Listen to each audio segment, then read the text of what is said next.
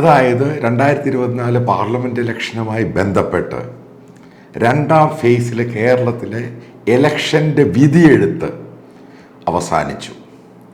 Election commission അവസാനത്തെ എത്ര percentage vote എന്നതിൻ്റെ കണക്ക് വരാനിരിക്കുന്നതേ ഉള്ളൂ. എന്നാലും അറിയുവാൻ സാധിക്കുന്നത് നല്ല കനത്ത പോളിംഗ്, ഇത്ര ചൂടത്ത് പോലും, അതായത് 40 ഡിഗ്രി ചൂടുണ്ടായിട്ട് പോലും ഏറ്റവും കൂടുതൽ സ്ത്രീകൾ വോട്ട് ചെയ്തു. അതായത് പിണറായി വിജയനും കമ്മ്യൂണിസ്റ്റുകാരും ഉദ്ദേശിക്കുന്നത് അവരോടുള്ള വാത്സല്യവും പിണറായി വിജയനോടുള്ള സ്നേഹവും കൊണ്ടാണ് ഇത്രയും വോട്ടിംഗ് പെർസെൻറ്റേജ് കൂടിയത്. എന്നാൽ വളരെ കൃത്യമായിട്ട് പറയാം, ഉണ്ടായേക്കുന്നത് ആൻറ്റി പിണറായി വേവാണ്, തരംഗം ഉണ്ടായിട്ടുണ്ട്. UDF തരംഗമല്ല. കാരണം ജനങ്ങളിൽ 5 പൈസയില്ല. കേരളത്തിലെ സാമ്പത്തിക അരാജകത്വം, കേരള ഗവൺമെൻറ് അവരെ നവയാത്രയിലും അതിലും കോടചക്രത്തിലും ഇവർ പറഞ്ഞ മുഴുവനും കള്ളത്തരമാണെന്ന് ഓരോ ദിവസവും തെളിഞ്ഞു. ഇതൊക്കെയാണ് ബേസിക്കലി കേരളത്തിലെ സ്ത്രീകൾ മുന്നോട്ടിറങ്ങി വോട്ട് ചെയ്തിരിക്കുന്നത്. അപ്പം അതുമായി ബന്ധപ്പെട്ട് കേരള ഗവൺമെൻറ്റിൻ്റെ പെർഫോമൻസ് ബേസ്ഡ് ആണ് ഇപ്രാവശ്യത്തെ ഇലക്ഷൻ എന്ന് കണ്ണൂർ വോട്ട് ചെയ്ത മുഖ്യമന്ത്രിയോട് പെട്ടെന്ന് അയാൾ ചൂടായതിൻ്റെ കാരണം ഇതാണ്. കാരണം പിണറായി വിജയൻ അറിയാം, വ്യക്തമായിട്ടറിയാം, വോട്ട് പോകുന്നത് ഇൻ ഫേവർ ഓഫ് മോദിയല്ല, പിണറായി വിജയനെതിരെയാണ് വോട്ട് ചെയ്തിരിക്കുന്നത് ജനങ്ങൾ. അതാണ് അതിൻ്റെ അകത്ത് പരമപ്രധാനമായ ഒരു കാരണം.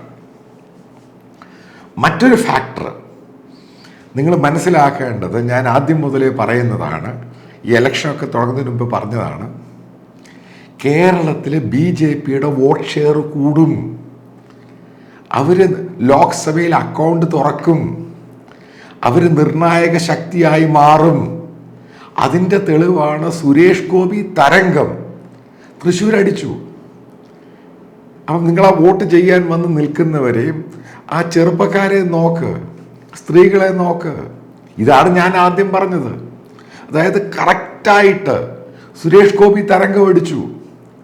അപ്പം അതിൻ്റെ ആൻറ്റിസിപ്പേറ്ററി ആയിട്ട് കെ മുരളീധരൻ പറഞ്ഞു, CPM-കാർ അവരുടെ പല നേതാക്കളും ഇവിടെ ഇല്ല, അവർ സുരേഷ് ഗോപിക്ക് അനുകൂലമായിട്ട് വോട്ട് ചെയ്യാൻ വേണ്ടി ഡീലുണ്ടാക്കിയിട്ടുണ്ട്. ആ ഡീലും കൊടാപ്പൊന്നുമല്ല ഇതിൻ്റെ അകത്ത് പ്രധാനം. സുരേഷ് ഗോപി ചെയ്ത വർക്കിന് കൊടുത്ത മെറിറ്റ്, അതിനാണ് അവർ വോട്ട് ചെയ്തേക്കുന്നത്. ഇതാണ് ഞാൻ ആദ്യമേ പറയുന്നത്. സുരേഷ് ഗോപിക്ക് അനുകൂലമായ തരംഗം, വ്യക്തമായ തരംഗം അടിച്ചിട്ടുണ്ട്. സുരേഷ് ഗോപി 50,000-60,000 വോട്ടിന് മുകളിൽ അവിടെ ജയിക്കും. അതേപോലെ തന്നെ കേരളത്തിൽ ചെറുപ്പക്കാരിറങ്ങി വോട്ട് ചെയ്തു. അതൊരു പ്രധാനപ്പെട്ട ഘടകമാണ്. സ്ത്രീകൾ ഇറങ്ങി വോട്ട് ചെയ്തു.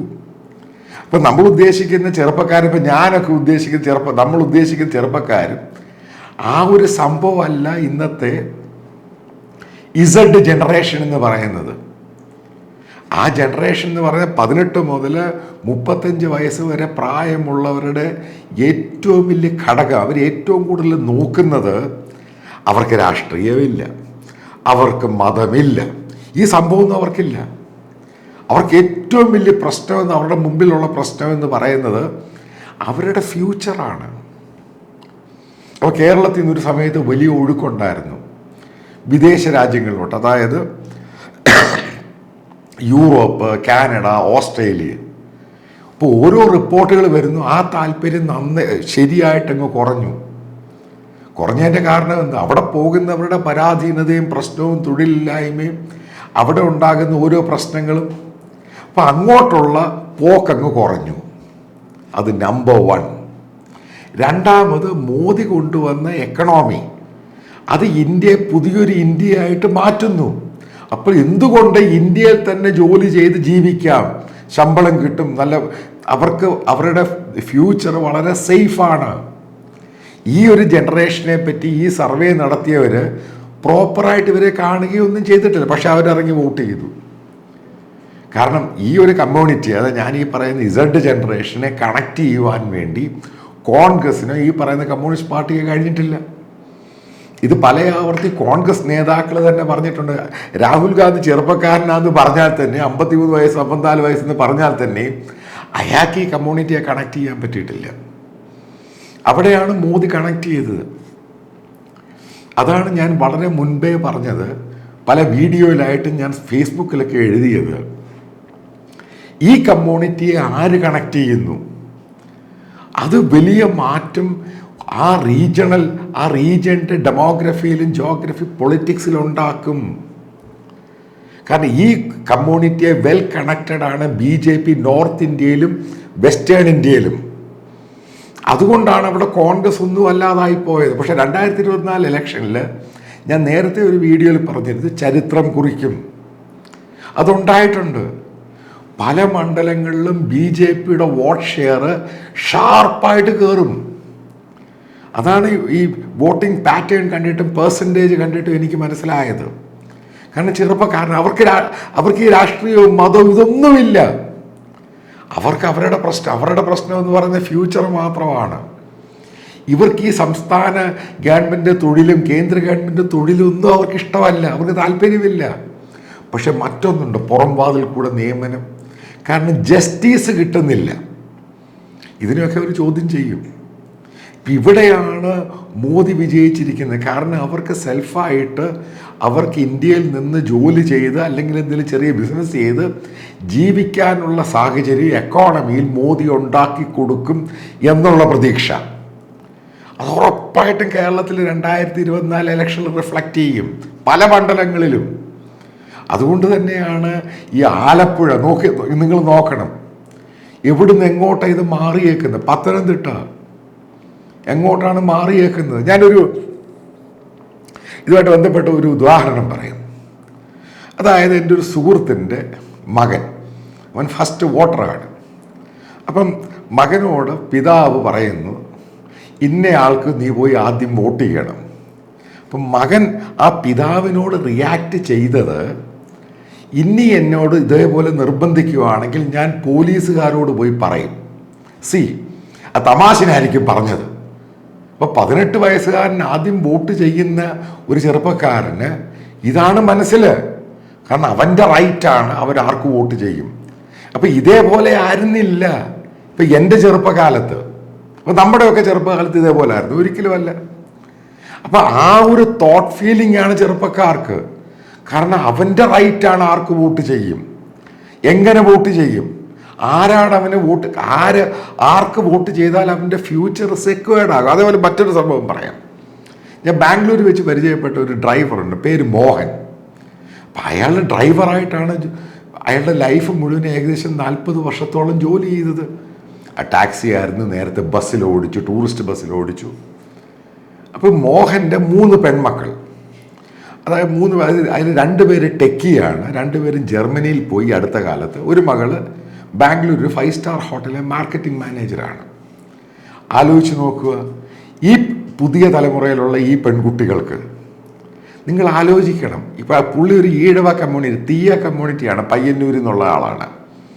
അവർക്ക് എന്തു കുടുംബത്തെ പറ്റിയാണ് അവർ ചിന്തിക്കുന്നത്? ആലോചിക്കണം. അപ്പം ഇതേപോലെ പുതിയതായിട്ട് വന്ന തലമുറ, ഇവരുടെ പേരൻസ്, അതായത് മിഡിൽ ക്ലാസ്സും ലോവർ മിഡിൽ ക്ലാസ്സും, ഇവരൊന്നും എലീറ്റ് കുടുംബത്തിൽ നിന്ന് വന്നവരല്ല. ഇവർക്ക് ഈ പറയുന്ന കുടുംബ പാരമ്പര്യമൊന്നും പറയാൻ അവർക്കൊന്നുമില്ല. പക്ഷെ അവരൊക്കെ വന്നത് ഈ പറയുന്ന ലോവർ മിഡിൽ ക്ലാസ്സിൽ നിന്നും മിഡിൽ ക്ലാസ്സിൽ നിന്നാണ്. അവർക്ക് ഈ കുടുംബ പാരമ്പര്യം, നെഹ്റു കുടുംബം, സോണിയ കുടുംബം, രാഹുൽ കുടുംബം എന്ന് പറയുന്നത് അവർക്ക് ഇഷ്ടമല്ല. അവർക്കിത് കാരണം അവരുടെ അപ്പൻ ഡ്രൈവറായിരുന്നു, അല്ലെങ്കിൽ ചുമട്ട് തൊഴിലാളിയാണ്, അല്ലെങ്കിൽ ഓട്ടോറിക്ഷ ഡ്രൈവറാണ്, ഒരു ചായക്കടക്കാരനാണ്. അവിടുന്ന് അവർ വന്നേക്കുന്നത്. അപ്പം അവരോട് നിങ്ങൾ ഈ കുടുംബവും എലൈറ്റും എൻ്റെ ഉപ്പാപ്പയ്ക്ക് ഒരു ആനയുണ്ടായിരുന്നൊക്കെ പറഞ്ഞു കഴിഞ്ഞാൽ അവർ കംപ്ലീറ്റ് ആയിട്ട് തീർക്കും. അവിടെയാണ് മോദി സ്കോർ ചെയ്തത്. അത് കേരളത്തിലുള്ള പലർക്കും അത് മനസ്സിലായിട്ടില്ല. അത് ഇപ്രാവശ്യത്തോടു കൂടി അത് മനസ്സിലാകാൻ തുടങ്ങുകയാണ്. കാരണം നിങ്ങൾ ആലോചിച്ച് നോക്കണം, നമ്മൾ വന്ന ഏത് ഫൈനാൻഷ്യൽ ക്ലാസ്സിൽ നിന്നാണ്, ഏത് എക്കണോമിക് ക്ലാസ്സിൽ നിന്നാണ്. പക്ഷെ നമ്മുടെ മക്കൾ ഏത് ക്ലാസ്സിലാണ്? കാരണം അവർക്കറിയാം ഇതിനൊന്നും ബേസും കുടുംബമൊന്നും അല്ല. അവരുടെ പേരൻസ് ശരിക്കും ഹാർഡ് വർക്ക് ചെയ്തിട്ടാണ് അവരെ വളർത്തിയിരിക്കുന്നത്. അവർക്ക് ഈ പറയുന്ന 1000 ഏക്കറും 500 ഏക്കറും ഇന്ന കുടുംബമൊന്നും സംഭവമൊന്നുമില്ല. ഇതിനകത്ത് ഒത്തിരി പെയിൻ അവരുടെ പേരൻസ് എടുത്തു എന്ന് അവർക്കറിയാം. അപ്പം അതേപോലെ ഒരു സംഭവം ഐക്കോണിക് ഫിഗറായിട്ട് ഇവർക്ക് മോദിയെ കിട്ടി. ഞാൻ ഇന്ന് എന്നോടൊരു സുഹൃത്ത് ടെലിഫോണിൽ മെസ്സേജ് അയച്ച് ചോദിച്ചു എന്തുകൊണ്ടാണ് മോദിക്ക് ചെറുപ്പക്കാരുടെ പിന്തുണ കിട്ടുന്നതിൻ്റെ ഉത്തരവാണ് ഞാനിത് പറഞ്ഞത്. ഇതേ ഉത്തരവാണ് ഞാൻ ഈ വീഡിയോയിൽ പറയുന്നത്. ബേസിക്കലി അങ്ങനെയാണ് ഇന്ത്യയിലെ ചെറുപ്പക്കാർ. അപ്പം ഇന്ത്യയിലെ ചെറുപ്പക്കാർക്ക് വളരെ കൃത്യമായിട്ടറിയാം ഈ രാജ്യം എങ്ങോട്ടാണ് പോകുന്നത്, കൃത്യമായിട്ടറിയാം ലോകം എങ്ങോട്ടാണ് പോകുന്നത്. കാരണം നമ്മുടെ ചെറുപ്പകാലത്ത് ഇതേ പ്രായത്തിൽ നമുക്ക് ആരെങ്കിലും നമ്മളോട് ഇത് പറഞ്ഞു തരാനുണ്ടായിരുന്നു? ഇതേപോലെ ഡിജിറ്റൽ സംഭവം ഉണ്ടായിരുന്നു? ഒന്നുമില്ലായിരുന്നു. എന്തെങ്കിലും പത്രത്തിൽ വരുന്നു, അത് വായിക്കുന്നു. പക്ഷേ ഇന്ന് അവരുടെ ഫിംഗർ ടിപ്സിലാണ് ഓരോ ഇൻഫർമേഷൻ. ഇപ്പോൾ അമേരിക്കൻ എക്കോണമി എന്തുവാണ്, യൂറോപ്യൻ എക്കോണമി എന്താണ്, ഓസ്ട്രേലിയൻ എക്കോണമി എന്താണ്, അവിടെ എന്താണ് തൊഴിലവസരം, എന്ത് പോസിബിലിറ്റിയാണ് അവിടെ ഉള്ളത്, ഇതൊക്കെ അവരുടെ കയ്യിലുണ്ട്. ഇത് നമ്മൾ പറഞ്ഞു കൊടുക്കേണ്ട ആവശ്യമൊന്നുമില്ല. ആ രീതിയിലാണ് ഇന്ത്യയിലെ പുതിയ ജനറേഷൻ, ഞാൻ പറയുന്നത് ഇസഡ് ക്ലാസ് എന്ന് പറയുന്ന ഇസഡ് ജനറേഷൻ പോയിക്കൊണ്ടിരിക്കുന്നത്. അപ്പം അവരെവിടെ വോട്ട് ചെയ്യണമെന്ന് അവർ തീരുമാനിക്കും.